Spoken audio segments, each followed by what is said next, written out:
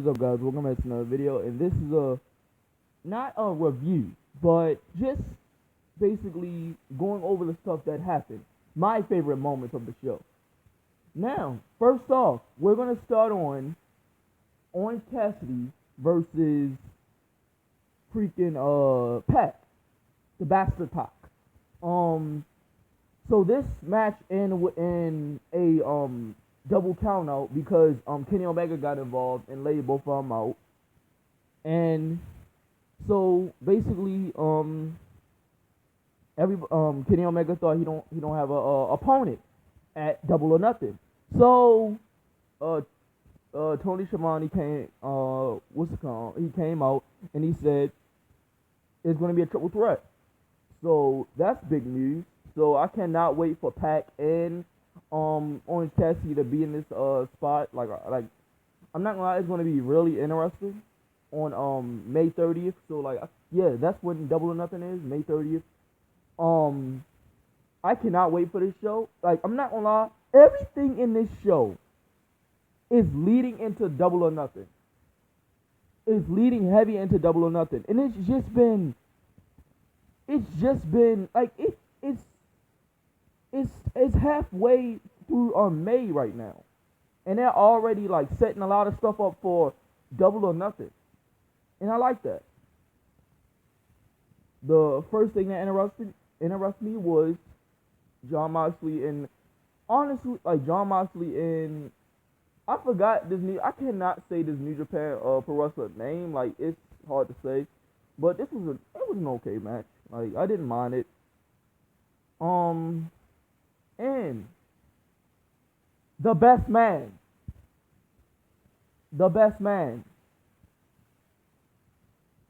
versus Darby Allin. Darby Allin did a cryptic promo on basically Miro. Basically, he's saying Miro didn't accomplish anything in this business. Matter of fact, I'm not gonna even talk about that right now. Let's talk about the celebration of the Pinnacle. We seen my boy MJF came out there in a freaking salmon suit. And the Crown had ladies with him and all that. He had ladies with him, and basically it was a party. It was gifts and all that stuff, and the Pinnacle deserved it. Now, the Inner Circle came out, right? Let me put my gum down. The Pinnacle came out, right? The Inner Circle came out, and we hear honking horns. And basically MJF saying, "Who's honking? Seriously, you're ruining my moment." And MJF goes to say, "You do not have Chris Jericho with you." And we see Chris Jericho peeping. He is peeping side to side. And it was supposed to be a surprise. And then he come out of this thing, and then he finally showed himself. Come on, bro. What is these camera angles, bro?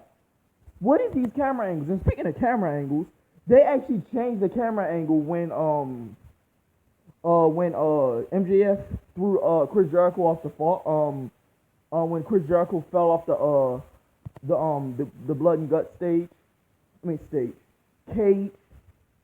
and they use a different camera cut that actually looks very better. And Chris Jericho said, we want one more match against you. And MJF said no. He said, "What?" And Chris Jericho said, "What? No." And MJF said no. And he said, "For the last time." And oh no. He said, "Sammy, get him," whatever he said. And he sprayed the Pinnacle with the bubbly, a little bit of the bubbly. And it was basically when Stone Cold sprayed the McMahons and all that stuff. I like that, yeah, with the beer. It was basically like that. So MJF and the Pinnacle was selling this shit. They was just squirming around, freaking falling and shit. And MJF said, you know what? You got your match. May 30th. Double or nothing. But don't celebrate too soon, because if you lose, the inner circle has to break up forever. And then we see Chris Jericho have a very freaking, it wasn't a scared look, but like he was, I don't know. He had mixed emotions about it.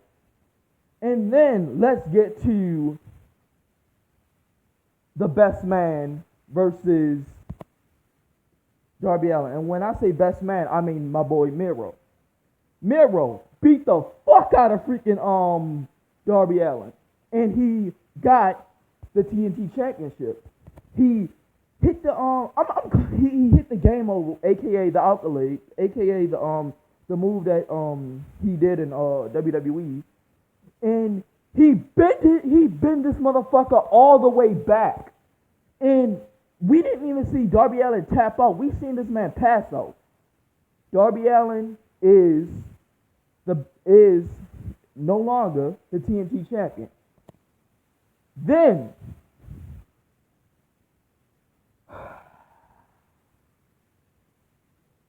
Lance Archer, that sounds so fucking country. Lance Archer came out.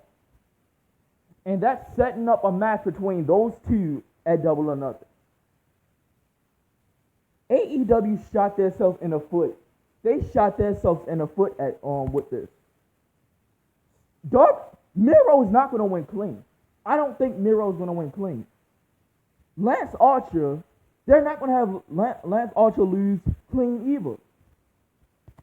This man is on a hot streak. This man he's like getting booked good. This man is not going to lose clean.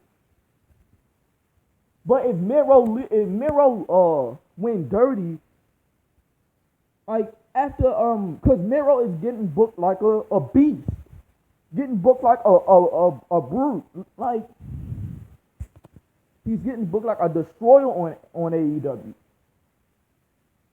And if he win clean, if he win dirty, like he fucked up everybody every fucking week. He fucked up a wrestler in the fucking in the backstage, and he was just hugging him after he fucked him up, after he was beating the fuck out of him.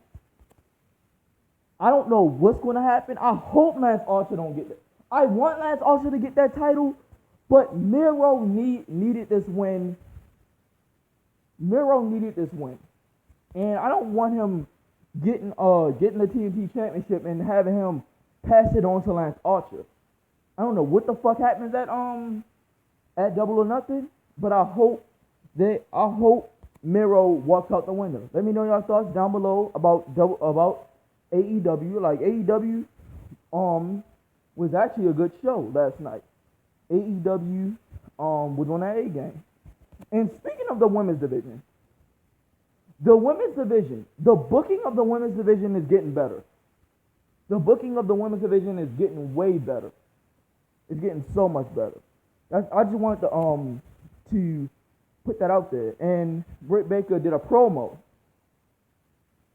on her name is not Hikaru Shida, I think. I don't know if that's her name. I don't know. She's fighting the AEW champion. The AEW Women's Champion at Double or Nothing. I think Britt Baker deserved the win, and she's going to win the Women's Championship, and she deserves it. I don't know who's going to take it off of her. Jade Cargill. Oh yeah. Speaking of Jade Cargill is looking for a manager.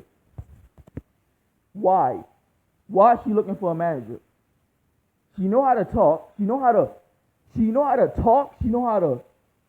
to talk. She don't need a manager. She don't need a manager.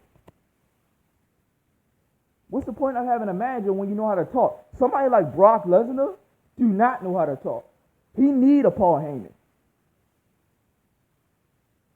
Like, you know what I'm saying? Like somebody like Ronda Rousey, she need a Paul Heyman. But Jade Cargill don't need a Paul Heyman. She know how to talk already. She know how to get you captivated. She know how to